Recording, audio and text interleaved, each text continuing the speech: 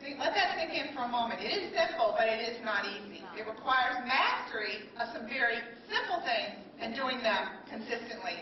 And I would challenge you that the difference between the companies here and the companies here are really a matter of just mastering some very simple things. Also, if you are a company, and I'm sure that some are represented here today, who have an exceptional service reputation, there is a huge burden on you, isn't there? Because you have to live up then to that service reputation from now until infinity.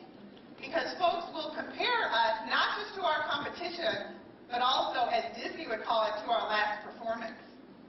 And so I have to tell you that I returned to Disney some years later.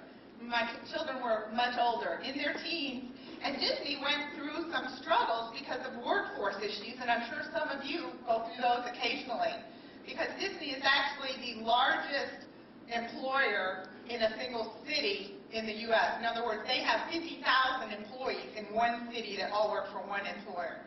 That is tremendous. It puts a burden on finding exceptional people all the time.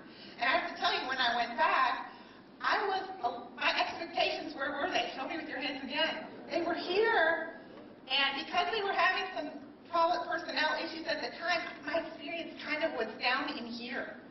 And so we have to be very careful as we raise the bar in our organization that we realize we have to keep our neck always above that bar then, from that point into the future. And of course, they're a great company. They're working on those issues, and I know they will, in the next visit, probably be back up there.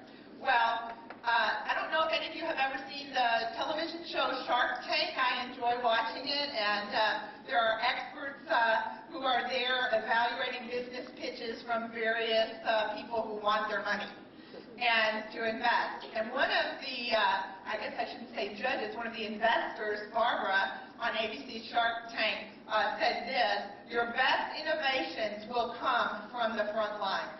So I challenge you to think about that. If you watch your service representative, think about, can you tap that resource in your business or your government office, those people who really have the pulse on the satisfaction? And do you have a formal method for gathering ideas and service perceptions from your front line?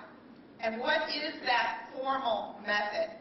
You know, many times, our frontline staff feels that they are not worthy of presenting their ideas. And we have to make sure that they know that they are so important to our organization insofar as being the idea. Interesting, 62% would switch because of customer service more than price.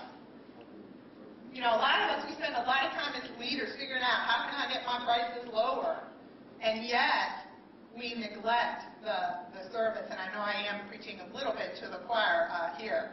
So think about, have you empowered your staff to make it right, and realizing that in a tough economy, consumers are sensitive to even the smallest of purchases.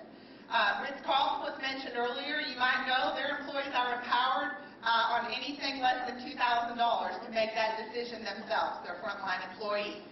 You should have that number and make it very clear to your staff. And I hope that today you'll write down some little notes of something that maybe I'm not doing right now that I need to go back and do. If you don't have the number and your staff doesn't know what that number is, I think that's something you need to think about.